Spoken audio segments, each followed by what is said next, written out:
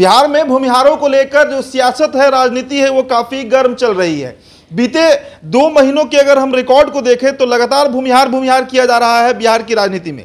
यानी तो तमाम राजनीतिक पार्टियां हैं और खासकर राजद जो है वो भूमिहार वोटर्स को लामबंद करने में, गोलबंद करने में सभी तरह के हथकंडे अपना रही है। चाहे वो आशुतोष कुमार का प्रकरण हो, वो चाहे उपचुनाव भी हमने देखा, और जो 3 राजद एमएलसी बने हैं भूमिहार समाज से आते हैं, ये तमाम चीज उस चीज को इंडिकेट करता है कि किस तरीके से भूमिहार जो है वो एक बेसिक फैक्टर है बिहार की राजनीति में। अब देखिए कल का वाकया है, हालांकि कल का पूरा दिन जो है वो बीपीएससी के स्टोरीज पर हमने दिया, महत्वपूर्ण खबर था, लेकिन एक बड़ी खबर हमसे छूटी है कल। देखिए उसको अभी हम फॉलो अप ले रहे हैं।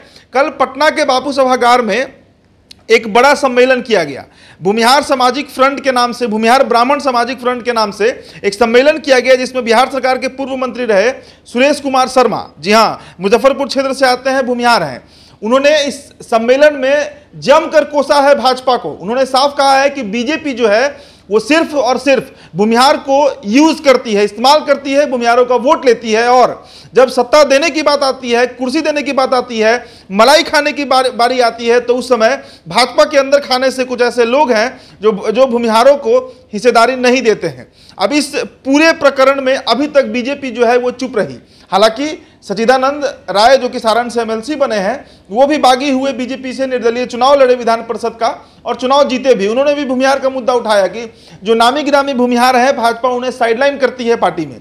तो अभी तक बीजेपी का इस पर किसी भी तरह का कोई प्रतिक्रिया नहीं आ रहा था, लेकिन देखिए सबसे पहली प्रतिक्रिया जो है वो बिहार के पूर्व उप मुख्यमंत्री रहे और मौजूदा राज्यसभा सांसद सुशील कुमार मोदी ने दिया है। बैक टू बैक उनके 4 ट्वीट कल आए हैं जो आपको हम बताने जा रहे हैं। देखिए सबसे पहले उन्होंने लिखा है कि भूमिहार ब्राह्मण समाज को भाजपा ने हमेशा यथोचित सम्मान दिया है। साल 2020 के विधानसभा चुनाव में भूमिहार समाज के 15 और ब्राह्मण समाज के 11 कुल 26 लोगों को पार्टी ने टिकट दिया, जबकि राजद ने इन दोनों जातियों का अपमान करते हुए केवल 5 टिकट, जिसमें 1 भूमिहार और 4 ब्राह्मण को दिया गया था। अगले ट्वीट में फिर वो लिखते हैं कि भाजपा ने ही भूमिहार समाज को पहली बार केंद्र में कैबिनेट मंत्री का पद दिया था। बिहार में भाजपा कोटे से एक कैबिनेट मंत्री और विधानसभा अध्यक्ष इसी समुदाय से हैं। अब देखिए विधानसभा अध्यक्ष जो है वो विजय कुमार सिन्हा हैं। कई लोगों को ये गलतफहमी है, इस मुगालते में है कि विजय कुमार सिन्हा जो है वो कायस्थ है। नहीं, विजय कुमार सिन्हा जो है वो भूमिहार हैं, और इस बात की पुष्टि खुद सुशील कुमार मोदी अपने ट्वीट में कर रहे हैं कि बिहार सरकार में एक मंत्री और एक जो विधानसभा के स्पीकर हैं, अध्यक्ष हैं, ये दोनों लोग भूमिहार ही हैं। अब इसके बाद अगला ट्वीट देखिए, जिसमें वो याद दिला रहे हैं जंगल राज की। वो लिखते हैं कि लालू राबड़ी राज में भूमिहार ब्राह्मण समाज का जितना अपमान, उत्पीड़न हुआ, उससे कभी भुलाया नहीं जा सकता। उस दौर में जाति पता करके इनका नरसंहार हुआ और इन्हें पलायन के लिए मजबूर किया गया। ऊंची जातियों को 10% आरक्षण देने का विरोध करने वाली लालू प्रसाद की पार्टी आज किस मुंह से भूमिहार ब्राह्मण समाज की हितैषी बन रही है? ये सवाल उठाया गया है सुशील कुमार मोदी के द्वारा।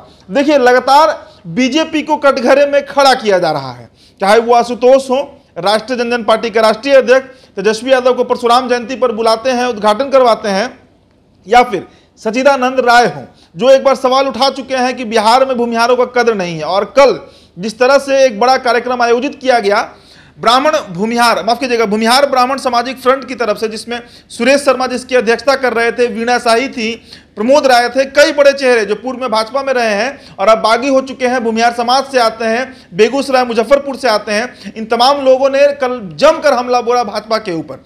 तो अब ऐसी स्थिति में बीजेपी जो है वो अपना जो पक्ष है वो सुशील कुमार मोदी के माध्यम से रखी है। देखिए सुशील कुमार मोदी हर समय भाजपा पर जब संकट आता है तो उस समय संकट मोचन की तरह सामने आते हैं। भूमिहारों को लेकर उनका ये जो ताजा ट्वीट है ये कई तरह के जवाब दे रहा है। देखिए भूमिहारों का जो एक नरसंहार का दौर उस समाज ने देखा 1990 के दशक में, जिस समय जाति पूछ कर, और ये बात बहुत जमीनी हकीकत है कि 1990 के दौर में जाति पूछ कर हत्या की जाती थी, नरसंहार किया जाता था। चाहे वो 12 नरसंहार हो जो फरवरी के महीने में 6 फरवरी 1992 में हुआ हो, या फिर आप पूरा जो भोजपुर का क्षेत्र था, जो मगध का क्षेत्र था, जहां पर नक्सल जो है वो काफी ज्यादा पसरे हुए थे, वो लगातार भूमिहारों की नरसंहार कर रहे थे। तो उस दौर को याद दिलवाया है सुशील कुमार मोदी ने। साफ शब्दों में उन्होंने कहा है कि आप किससे हाथ मिलाने जा रहे हैं, और शब्दों ही शब्दों में उन्होंने भूमिहारों को चिताया भी है कि अगर आप वो दिन भूल जाइएगा जिस समय आप पलायन के लिए मजबूर थे, डॉक्टर्स किडनैप होते थे, किडनैपिंग इंडस्ट्री चलती थी, AK-47 का प्रयोग खुलेआम होता था, अगर आप उस दिन को भूल जाइएगा तो फिर जब तेजस्वी यादव की सरकार आएगी, जिसका आप साथ देने जा रहे हैं, जिस तरीके का इंडिकेशन दिया गया है, तो फिर से वही दिन आपको झेलना पड़ेगा। ये बात सुशील कुमार मोदी ने साफ साफ अपने ट्वीट में लिखा है। हमला किया है उन्होंने लालू प्रसाद यादव के उस काल को, और साथ ही साथ उन्होंने भूमिहारों को ये बात समझाया है कि आपके सही मायने में हितैषी जो हैं वो भाजपा के लोग ही हैं, और आपको सम्मान दिया गया है पार्टी में, आपको जगह दिया गया है, आपको पद दिया गया है, और अगर कोई भूल चूक हुई है बीजेपी से तो उसे सुधार किया जाएगा।